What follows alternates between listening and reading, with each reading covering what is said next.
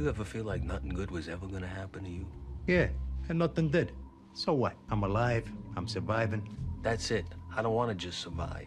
It says in these movie writing books that every character has an arc. Like everybody starts out somewheres, and then they do something, or something gets done to them, changes their life. That's called their arc. Where's my arc?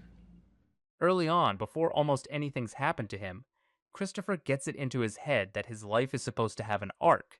He's read some screenwriting thing and decided that every character in a movie has this shape their life makes: a rising action, a stretch where they're clearly going somewhere, and he looks at his own life and can't find it, and it genuinely frightens him. Which is a strange thing to be frightened of, because the other guys in this crew aren't scared of that at all. They're scared of prison, and they're scared of Tony, the ordinary stuff. Christopher's over here scared that his story isn't building to anything. There's an early episode that's basically about exactly this, where he spins out over having no trajectory, no proof he's headed anywhere or was ever really here, and it eats at him worse than anything the cops or the other families ever managed to do to him. Everybody else in this show has made a kind of peace with standing still, and Christopher's the one who can't. He's the one who narrates his own life to himself, like it owes him a payoff. Like there's a bigger, cleaner, more his own version of him waiting somewhere up ahead of the guy who's actually running errands for his uncle's friends. He wants out and up. He wants to be somebody other than what he is. Early on, the wanting mostly takes the plain form of ambition. He wants to get made, to stop being the kid running errands for everyone ranked above him. He's impatient and a little resentful about his place in the order. And later it takes bigger and stranger shapes, but it's the same engine the whole way. So of everyone, you'd think he's the one with the shot. He's the one actually looking for the door, and he finds it. More than once, 2 or 3 real doors, standing wide open, and he closes every one of them himself, from the inside. The show that's usually so patient, so willing to let its people off the hook a little, turns completely merciless with him in particular, and I think that's because he's the one who wanted the arc. He asked for the movie version, so it hands him the least cinematic ending it possibly can. Christopher's the protege. He's the one Tony's grooming, pulled in close and called family and handed responsibility early, and a lot of that closeness is real. Tony does love him, in the specific damaged way Tony loves anybody. But it's also useful, and there's this thing the show stays very quiet about for a long time, which is that Tony reads Christopher better than Christopher reads himself and uses it. Chris has a hole in him where a father should be, and whether Tony's fully worked this out or just feels his way toward it, he gives Christopher exactly enough fatherly approval to keep him reaching for the next bit of it, and never quite enough to fill it. The warmth is real, and it's also a leash, which is going to matter a lot later. And the first thing Christopher reaches for to be someone other than that, the first door, is art. The movies. He wants to write. He's got a screenplay he's forever sort of working on. He pushes out to the edges of the film world and tries to get taken seriously as a guy with something to say. There's a whole run early on where he gets close enough to touch it. His cousin's fiancée turns out to be a development exec, a D-girl, out working with actual Hollywood people, Jon Favreau in there playing himself, and through her Christopher lands in the room, and for a minute it looks like it might really happen for him. And what happens instead is they use him. They love his mob stories. He tells Favreau, one in confidence, and later finds it sitting in Favreau's own screenplay. They take the texture of his real life to feed their movie, and not one of them ever takes him seriously as a guy who could make something himself. And the thing you notice watching it is that the screenplay never gets finished. It's always in progress, always about to be the thing that gets him out, and it never once becomes an actual object in the world. Which I think is the tell, and it's a tell that runs through the whole life, so hold on to it. With Christopher, the escape is always a thing he's about to do. And it fits him that the escape would take the shape of a movie, because Christopher's the one who reads his own life through the gangster pictures in the first place. He wants it to look like the ones he grew up on. The whole idea that a life is supposed to have an arc came out of a screenwriting book. Meanwhile, underneath all of it, from pretty early, there's the using. It shows up in small ways long before anyone calls it a problem. The nodding off, the pinned eyes at the table when everybody's supposed to be somewhere serious. And I don't want to rush at the addiction like it's the tragedy, because the show doesn't. For a long time, it's just there in the background, the way it actually is in people's lives, before it becomes the main event. But it's the ground the whole arc is standing on. The drugs are doing the same job the screenplay is doing. They're another way to be somewhere other than where he is without ever actually going anywhere. It's tempting to watch all this as the story of a sensitive guy, an artist smothered by the life he was born into, and that's about half true, and the show knows it's about half true. The other half is that Christopher is also, just on his own terms, kind of a coward and kind of a bully and capable of some genuinely ugly things.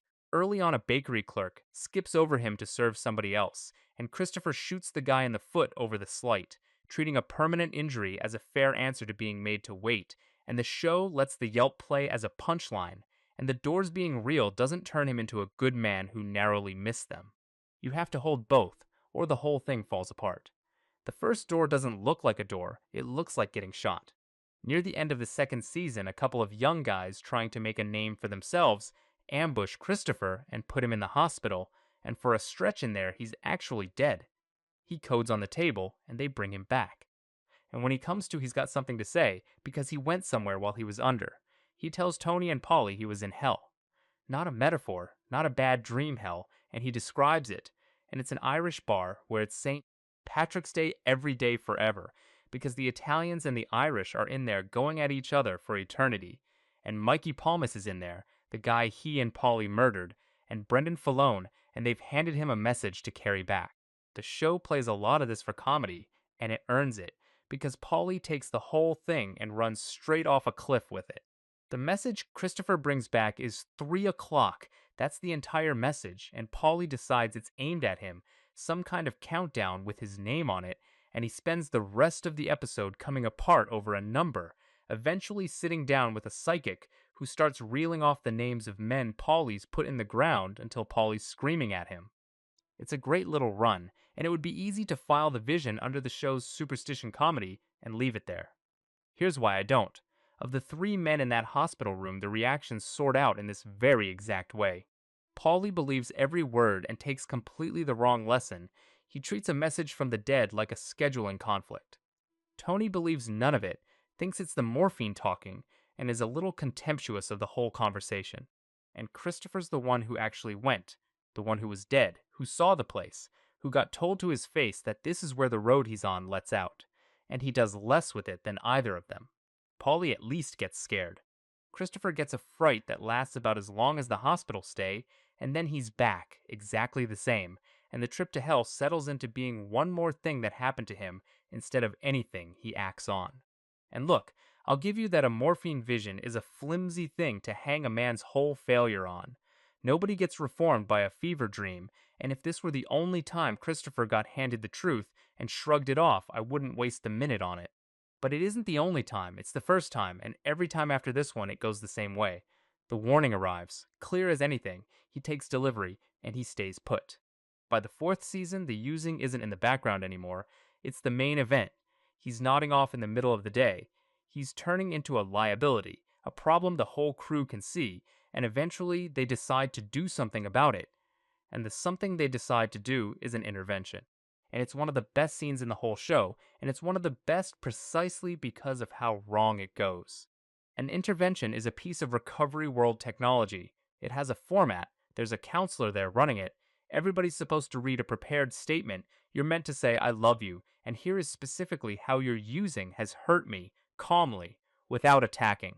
And they're asking a room full of these particular people to do that.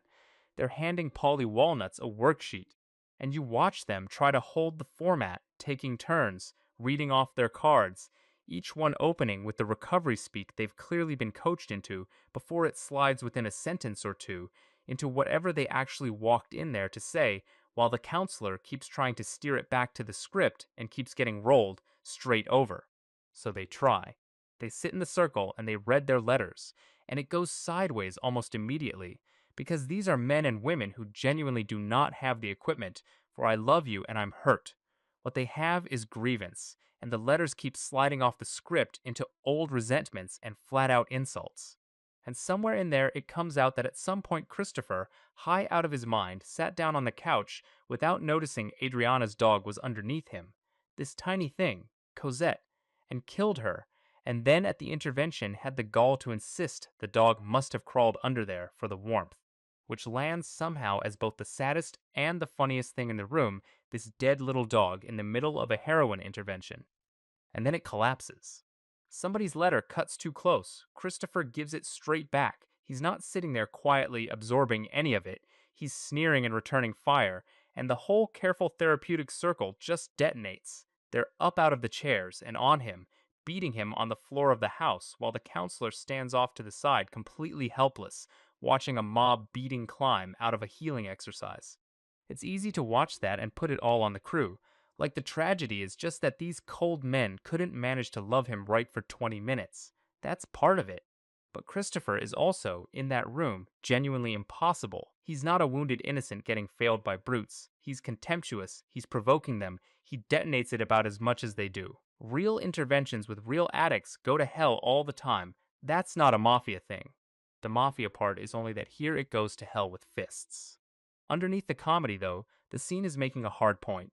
The people around Christopher cannot open this door for him even when they sincerely want to, because opening it asks for the exact things their whole world exists to punish. Softness, honesty, admitting you're hurt, sitting still and taking it. The one institution he's got can only do help as a beating. And somehow, after the letters and the dead dog and the beating, and Tony's flat, explicit warning that leaving rehab means dying, Patsy's going to be watching him. And if he walks out the door, the next visit won't be a therapy session. Christopher still ends up going, and he comes out the other side clean. Which is the part to hold on to, because it means whatever he does from here, he never gets to say nobody gave him the chance, even if the chance arrived as an ultimatum. The intervention fails completely as therapy and works perfectly as coercion, which is the same point the scene's been making the whole time. The only way these people know how to save him is the same way they know how to hurt him. Everything up to now has been Christopher failing to take a door that's mostly abstract, a vision he can shrug off, a sobriety the show lets him half keep. The Adriana door isn't abstract at all. It's a person standing in front of him telling him they can actually go. The situation takes 2 seasons to build, so I'll compress it. Adriana, Christopher's fiancée, gets pulled into the FBI's machinery back in the 4th season when a woman she's befriended turns out to be an undercover agent, and the Bureau leans on her over the cocaine moving through the club she runs. And for the better part of 2 seasons, she lives this unbearable double life, reporting on the people she loves, feeding the FBI scraps, and trying to protect Christopher, the stress of it eating her alive from the inside. There's a killing at the club much later that tightens the screws further, but by then she's been informing a long, long time, and the one thing the Bureau actually wants out of her, the whole way through, is Christopher, because he's the road up to Tony. And these two have been together basically the whole show, engaged, the closest thing to a steady home life either of them ever manages, which is part of what makes the shape of what's coming so ugly. It isn't a stranger holding the door open for him, it's her.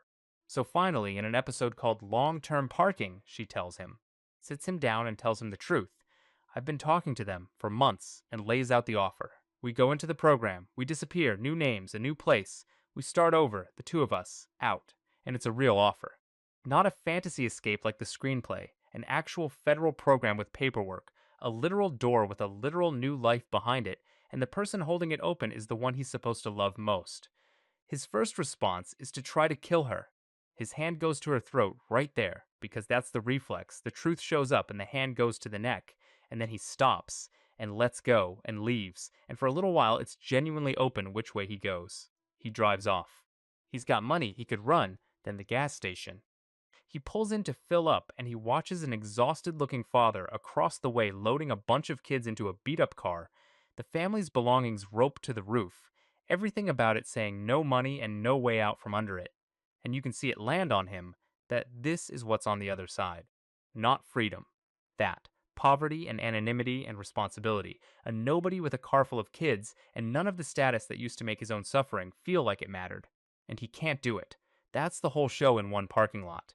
Look at what he's actually choosing between. On one side, there's a way out, a woman who loves him and staying alive. On the other, there's staying a made guy in a world that respects him, even as that world drains the life out of him a day at a time, and he picks the second one. He would rather keep being a somebody here than start over as a nobody who's free, and the choice isn't nothing, to be fair to it. Cooperating means betraying everyone he's ever known, living the rest of his life under another name, handing himself over to the federal government. It's a genuinely terrifying thing to ask of anyone, and it isn't only cowardice that he balks.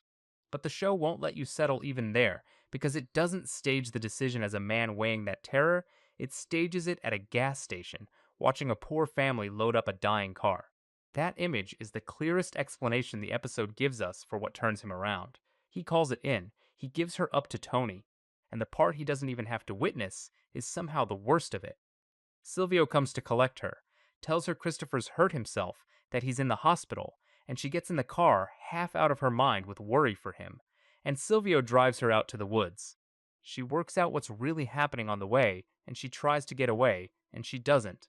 Christopher's hands stay clean. He doesn't do it. He isn't even there. He's off being sad somewhere.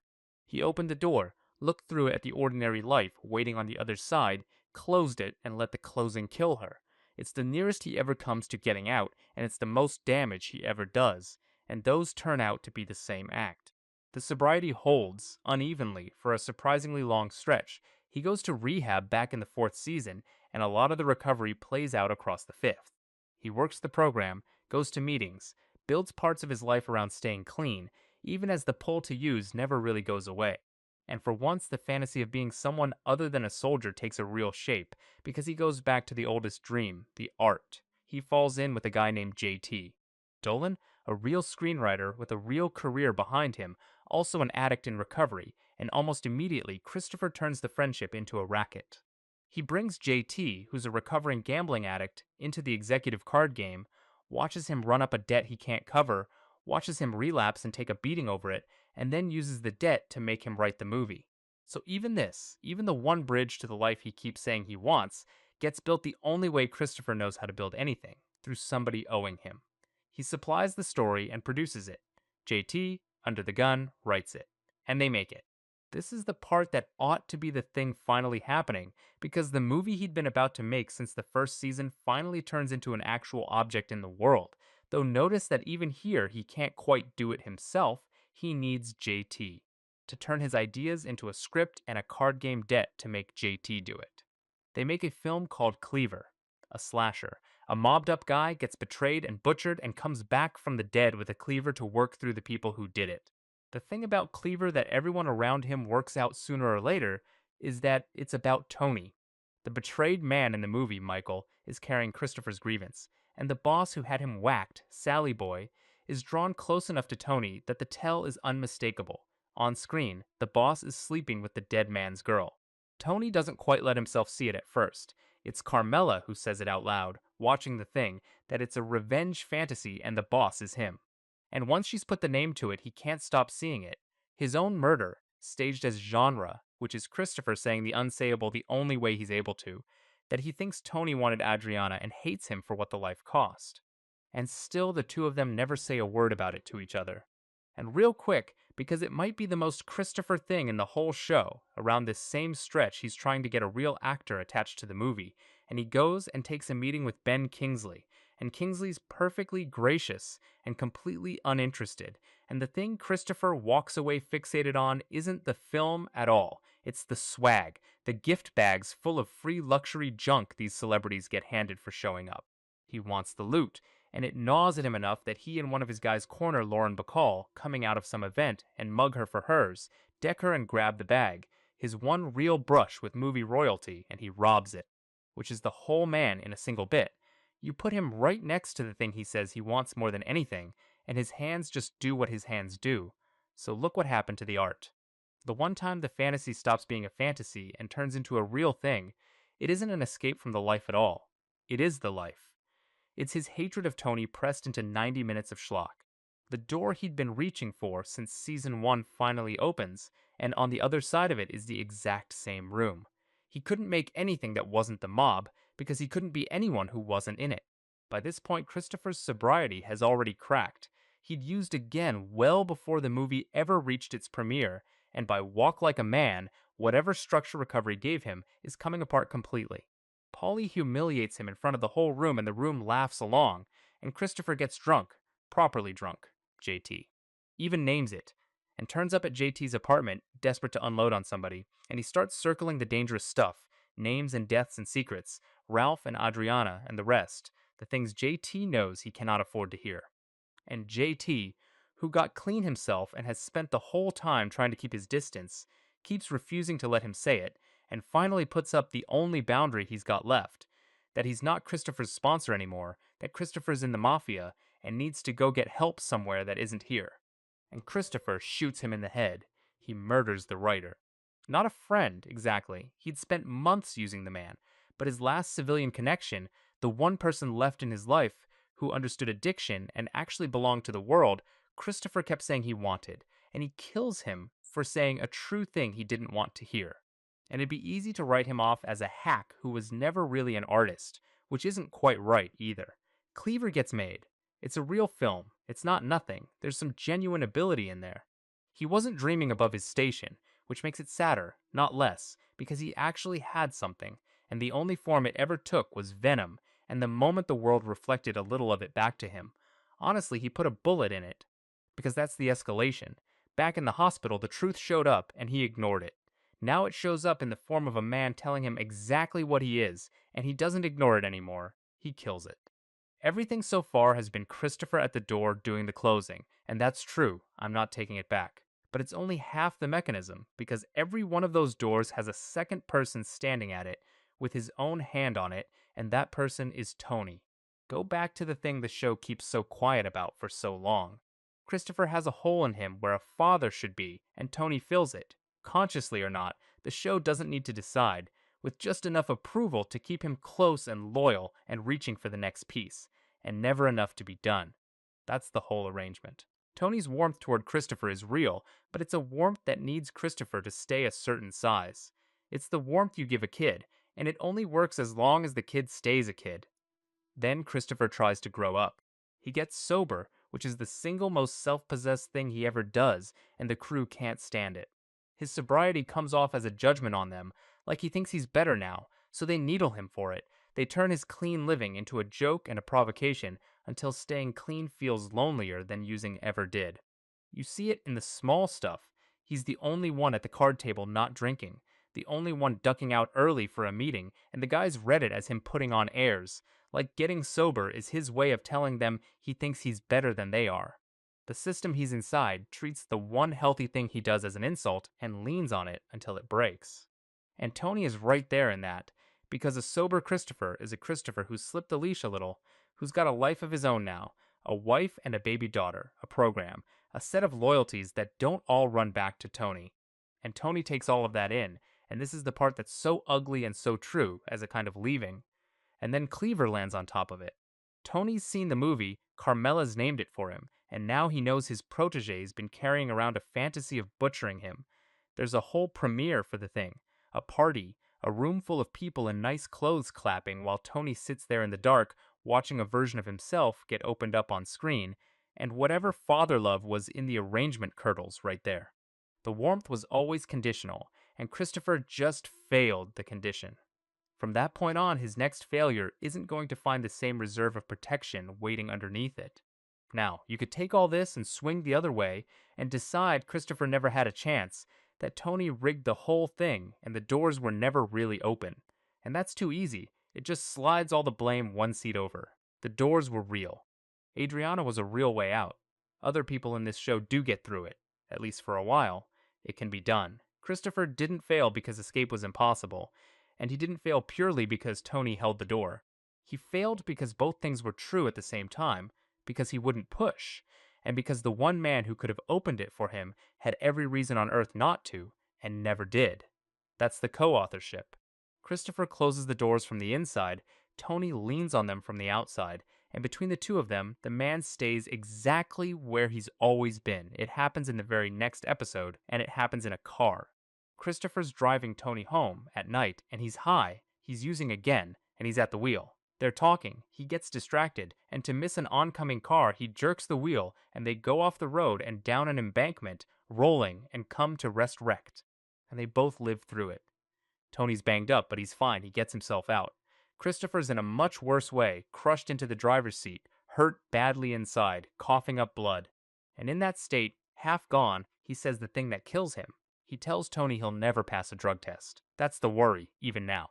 and Tony looks at him and then looks at the back seat, where a tree branch has punched through the rear window and gone straight through his little girl's car seat.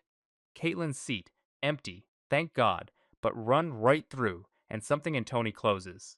He reaches in and he pinches Christopher's nose shut and he holds it, and Christopher's too broken to fight him, and that's how he dies. The man he called family, the nearest thing he had to a father, kills him with 2 fingers in the wreck of a car and walks away. And here's the part that tells you what it was all worth. Tony isn't tormented by it. Tony's relieved. There's this awful lightness coming off him afterward, and before long he as good as says it out loud that Christopher was a weight on him, a drag, that he's not going to fake a grief he doesn't feel. And this isn't Tony discarding him at the first inconvenience. Christopher had been a liability for years, and Tony kept protecting him, kept paying for the treatment, kept promoting him, gave him chances nobody else in that crew would ever get. Go back to when Christopher got shot in the 2nd season and nearly died. Tony was genuinely wrecked over it, sitting at the hospital, and none of that was ever fake. The love was real, and it survived a lot. But every reprieve made it a little more conditional, until finally Tony can crouch over him in the wreck and feel the lifting of a burden a beat before he feels the loss of a person. The show makes the relief almost literal in the days right after. Tony flies out to Vegas, sleeps with a woman Christopher used to keep on the side, takes P.O. out in the desert and ends up laughing at the sunrise, shouting that he gets it. He finally gets it. His nephew's barely in the ground, and the man has never felt lighter. Now, I'll grant you it's a huge dramatic event. For us. For the audience, it's a gut punch, one of the show's great shocks. The man we've followed for 6 years, killing the other man we've followed for 6 years with his bare hands. So it's not that nothing happens. But take it from inside Christopher's own story, as the ending of the arc he was so worried about all the way back at the start, and it's nothing. It completes nothing. It means nothing. He doesn't even see it coming. He wanted his life to build to something, and instead it just stops, mid-relapse in a ditch, with the murder of JT. His last civilian connection still hanging there as the final act of the bender, at the hands of a man who's glad. He doesn't even get to keep his own death. It isn't his moment. It's Tony's. It's a beat in Tony's story. The guy who wanted to be the hero of his own movie dies as a supporting character in somebody else's, and the show does that to him on purpose. And it isn't only Tony. Christopher gets the full wake. The flowers, the crowd, all the ceremonial grief the life knows how to produce. The episode even setting the turnout against the near-empty room at another funeral running alongside it, and almost none of it touches the thing that actually haunted him. Everyone talks like he mattered enormously, and the family closes over the space where he was almost before the flowers are down. He gets the big cinematic send-off he might have always wanted, and he isn't there to have it, and it changes nothing. The whole show is built on a single hard idea, which is that these people don't stay the same because they can't see themselves. They see themselves fine. They understand exactly what they are and exactly what it's costing them, and they use that understanding not as a reason to change, but as a way to make staying bearable. The clarity becomes the thing that lets them not move. Tony spends years in therapy getting more and more self-aware, and all it ever does is make him a more functional version of the same man. And Christopher looks, for a long time, like the one exception, because he isn't comfortable. He's the one who wanted out, who felt the wrongness of it in his body, who kept reaching for doors. The art, the getting clean, the woman with a way out in her hand, he wanted the arc. If anyone in this show was going to see himself clearly and actually move, you'd have put your money on the one who was miserable enough to want to, and he ends up in the exact same place as all of them. Dead still, and then just dead. He isn't the exception to the rule, he's the hardest proof of it, because the wanting was never the missing piece. He had all the wanting in the world. He knew he was an addict, knew the life was killing him, knew what Tony was, knew even, well enough to build a movie out of it, how much he hated the whole arrangement.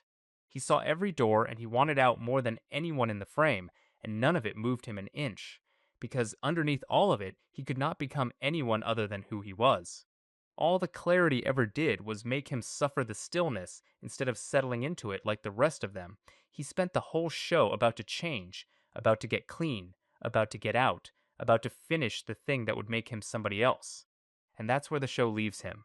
Not changed, not arrived, just stopped, still about to, in a ditch, at the hands of the man he could never stop needing. He wanted his life to build to something. It didn't build to anything.